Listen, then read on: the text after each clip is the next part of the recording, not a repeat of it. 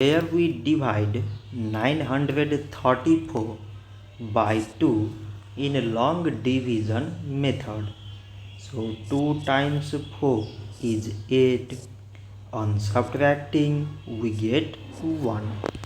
So now we put down this 3 and it is 13.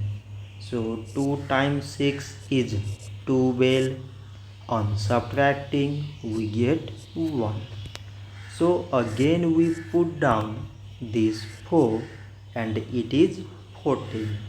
So 2 times 7 is 14. On subtracting we get 0.